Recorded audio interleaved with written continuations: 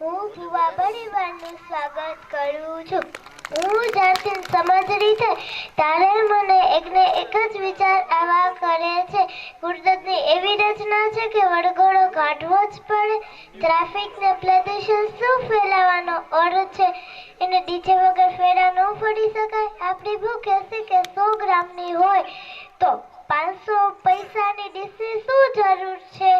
એને ડીજે નહીં, મામેરું વધાવવું જ પડે. બેનને દેવું હોય તો બન બાવડે ન આપી શકાય. છોકરી પાર્લરમાં જાય છે, એના ઘણા શોખ સપના જ્યાં મોડ છે ગુમડે દેશ ત્યાં ડીજેના પડઘા કેમ સંભળાય છે? Thank you.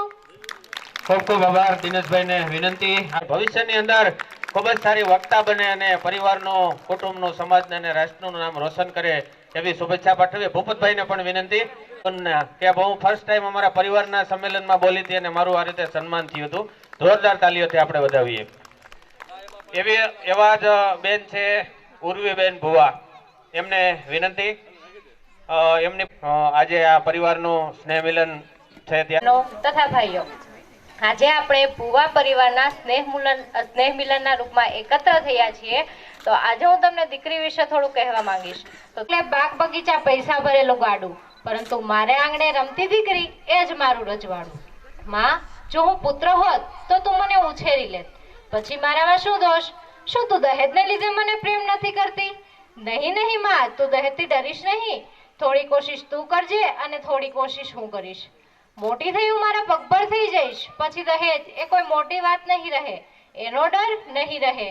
માં જોજે, માં મારા હાથમાં મહેંદી લાગશે, માં શરણાઈ વાગશે અને તારા આંગણાનું એક પંખી બનીને હું ઉડી જઈશ. માં, તું મને અત્યારથી ના ઉડાડ. હું તારો પ્રેમ ઈચ્છું છું. એક પુત્ર માટે કોઈ માસૂમ પુત્રીનો બલિ આપવો એ એટલી હદ સુધી યોગ્ય છે? આખરે મહાપાપ તારા અને તારા પુત્ર પર જ જઈશે. નહીં નહીં માં, આમ ક્યારેય ના થવા દેતી. મારી પ્યારી માં, બસ હવે કૃપા કરીને મને જન્મ લેવા દે. મને મારીશ નહીં. મને તારા બાગનું એક ગુલાબનું સુંદર એવું ફૂલ બનીને ખીલવા દે. મને કરમાવીશ નહીં. પરંતુ કોણ જાણે છે સ્ત્રીઓ એ જ પુરુષ પ્રધાનમાં સમાજમાં જાતિ, નિયમો અને વર્ણો સામે હાર માનીને હથિયાર હેઠા મૂકી દીધા છે કે પછી પુરુષ બનવાની આંધળી દોટમાં સ્ત્રી પૂર્ણ હત્યામાં પોતાના કઠોરતાનું કવચ ઓઢી લીધું છે? જો એવું જ હોય તો અધિકાર છે, નારી શક્તિને અધિકાર છે અને સ્ત્રી પૂર્ણ હત્યા કરનાર અનેક માતાને અધિકાર છે. એમના માનવીય તત્વને કારણે હું માનું છું ત્યાં સુધી એક ડોક્ટર કે એક પુરુષની હિંમત છે કે તેની કુખને હાથ લગાવી શકે. અરે દીકરી એ લક્ષ્મીનું સ્વરૂપ છે. દીકરીની ઝગમગતી દ્રષ્ટિ સામે લાખો સૂર્યની રોશની પણ ઝાંખી પડી જાય છે. જો આવું લાડકવાયું પાત્ર હોય ને એટલે જ તો દીકરી માતાનો આધાર અને ભાઈનો પ્યાર, આવો ત્રિવેણી સંગમ સાર્થક કરે ને એ જ દીકરી. જો દીકરો એ પિતાનું રૂપ છે, પરંતુ દીકરી એ પિતાનું સ્વરૂપ છે. જો દીકરો એ પિતાનો હાથ છે, પરંતુ દીકરી એ પિતાનું હૈયું છે. દીકરી તો રૂડી સમાજની મૂડી, દીકરી વિનાની જિંદગી અધૂરી. દીકરી નથી સાપનો ભારો, દીકરી તો છે તુલસીનો ક્યારો. બેટી બચાવો, બેટી ભણાવો અને હંમેશા ખુશ રહો. Thank you. જય મા આદ્ય શક્તિ. ખૂબ ખૂબ પરિવારનું ગૌરવ છે. દીકરો એકની છે. તાલીઓ તમારી ઓછી થઈ ગઈ છે એટલે તાલીઓ એકવાર વધારો. જમવાનો સારો ભાવ છે. જોરદાર તાલીઓથી આપણે વધાવીએ.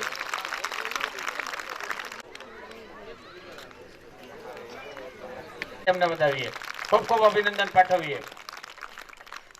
વ્યવસાય તબીબ લેબોરેટરી કરે છે પણ આ સમાજની નાળ પારખી અને એમનું પણ નિદાન કરે છે અને સુંદર મજાનું આ જિલ્લા થયા છે.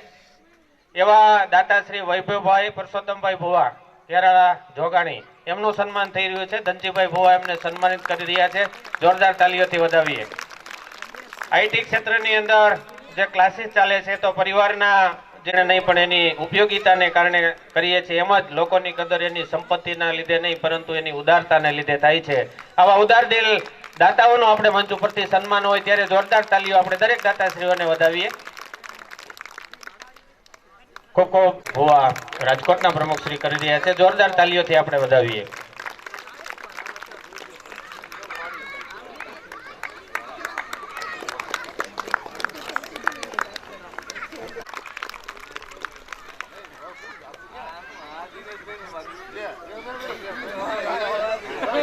ખૂબ ખૂબ અભિનંદન પાઠવીએ.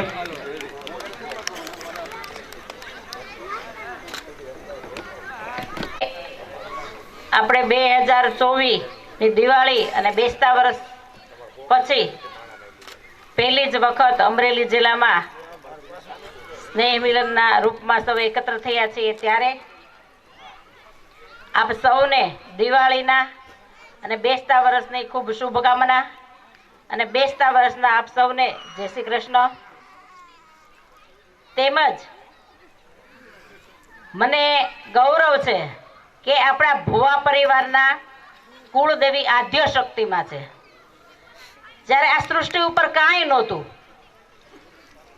એ કઈ વેદમાં હરિનું નામ નહોતું ચારેય વેદમાં, ત્યારે જે શિવની ઉત્પત્તિ થઈ એમાંથી શક્તિની એ આપણા કુળદેવી છે આદ્ય શક્તિમાં. એટલે મને ગૌરવ છે કે આપણા કુળદેવી આદ્ય શક્તિમાં છે. તો હું અહીંયાથી જય ઘોષ કરાવું છું. બધાને ટાઢે લાગે છે અને ઘણા બંગાસા ખાય છે, મને દેખાય છે અહીંથી. એટલે બે હાથ ઊંચા કરી અને માતાજીનો જય ઘોષ કરીશું. બોલો આદ્ય શક્તિ માતા કી, આદ્ય શક્તિ માતા કી, ઉમા ખોડલ માતા કી, ઉમા ખોડલ માતા કી. ધન્યવાદ. હવે આપણે 5મા સ્નેહ મિલન તરફ જઈ રહ્યા છે, ત્યારે ડાયસ પર બિરાજમાન જેમના ચીરે આપણા પરિવારની જિમ્મેદારી છે એવા ગિરધરભાઈ, આ બધા કોહિનૂર જ બેઠા છે, અમે કઈ નબળા કાર્ય કરતા નથી. એટલે ગિરધરભાઈ તેમજ જે જોઈન્ટ ફેમિલીમાં રહે છે શીતલ પરિવાર, એટલે દિનેશભાઈ, હું એના કારખાને ગઈ હતી ત્યારે દિનેશભાઈ મને ક્રમ વાઇઝ ફોટા એ મૂક્યા છે કે શૂન્યમાંથી સર્જન કર્યું છે. એ ક્યારે કે એનો પરિવાર એક છે, એક રસોડે 17 થી 18 માણસો જમે છે, એટલે એ પરિવારની આટલી બધી પ્રગતિ થઈ. એવી જ રીતે ગિરધરભાઈ છે, એ જ પણ 28 લોકોનું સંયુક્ત કુટુંબમાં જોઈન્ટ ફેમિલીમાં રહે છે, એની પણ પ્રગતિ એ રીતે થઈ. એટલે આવા જોઈન્ટ ફેમિલીમાં રહે છે એને જોરદાર તાલીથી એક ફરું વધાવો. તેમજ રાજકોટથી પધારેલા દામજીભાઈ, જેતપુરથી પધારેલા અમારે શંભુ બાપાના દીકરા, શંભુ બાપાના ઓળખતા સારી રીતે, એટલે નાથા બાપા, સોરી, હા, નાથા બાપાના દીકરા. તેમજ સુરતથી પધારેલા પ્રમુખ અને એની સાથે એની ટીમ, તેમજ અમદાવાદથી બધા પધારેલા અને સાથે એની ટીમ જ બોલે ને, ટોળકી નો કહેવાય ને.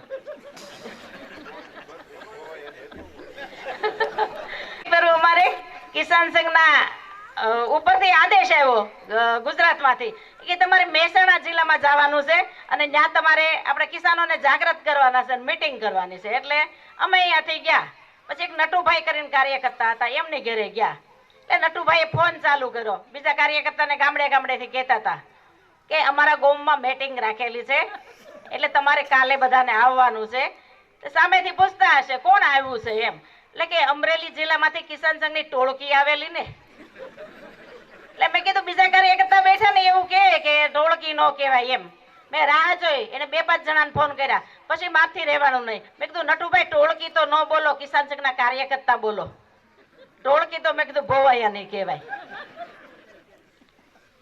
એટલે આ કિસાન સંઘના જે આગેવાનો છે અને જે ટીમ છે અને જે અહીંયા જે કાર્યકર્તાએ આટલી મહેનતથી આ બધું કાર્યક્રમ કર્યો છે, તો આ ટીમને પણ આપણે જોરદાર તાળીથી વધાવીશું. તેમજ આ જે સ્નેહ મિલન છે એ એક સંગઠન મજબૂત બને, આપણા પરિવારની એકતા વધે અને સંગઠન દ્વારા જે આપણા પરિવારની અંદર કોઈ એવું નાનું કુટુંબ હોય, કોઈના બાળકો ભણી શકે એમ હોય અને એના પરિસ્થિતિ થોડીક નબળી હોય અને કોઈ પણ પરિવારમાં કોઈ નાની મોટી મુસીબત આવે તો સંગઠનની શક્તિથી આપણે એને સહભાગી બની શકાય. અને આ સંગઠન કઈ નવું નથી. સંગઠન ત્રેતા યુગમાં, દ્વાપર યુગમાં, સતયુગમાં ભગવાનને કરવું પડ્યું હતું. જ્યારે કૃષ્ણ ભગવાન જન્મતાની સાથે એનામાં શક્તિ હતી જ, કઈ બાળપણમાં માસી પૂતનાનો એને નાશ કર્યો હતો, ત્યાર પછી એને 12 વર્ષ સુધી ગોવાળિયાનું સંગઠન કર્યું, હાથમાં ધોકા લેતા શીખવાડી દીધા. ત્યાર પછી એને મામા કંસનો નાશ કર્યો હતો.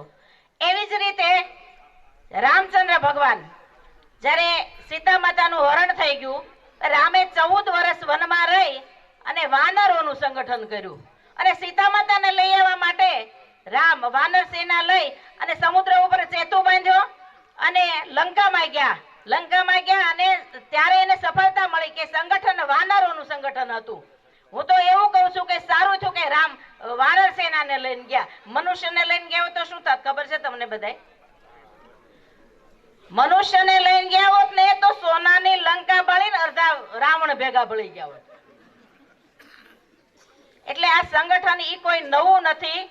અને રહી વાત કે આપણે બહેનોની હમણાં વાત કરી કે આપણા સમાજની અંદર અત્યારે એવા પ્રશ્ન બની ગયા છે, એવા વાઈ ગયા છે કે બેને વાત કરી કે આ વર્ષે જે દીકરા દીકરીના લગ્ન થયા હોય, સામું વર્ષ આવે તો કેટલાયના છૂટાછેડા થઈ ગયા હોય, કેટલાયને ભરણ પોષણના કેસ ચાલતા હોય. મને તો ગર્વ છે મારા ગામ ઉપર.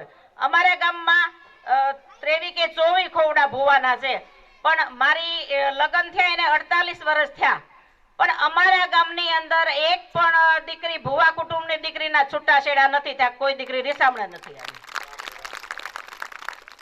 એટલે દીકરીને અને દીકરાને જે સંસ્કાર આપવા એ માતાની જવાબદારી છે. આપણે શિક્ષણ ભલે આપીએ પણ શિક્ષણની સાથે સાથે સારા સંસ્કારની જરૂર છે. શિક્ષણ અત્યારે આપણે અહીંયા વિદ્યાર્થીનું સન્માન કર્યું અને શિક્ષણ તો બહુ જરૂરી છે.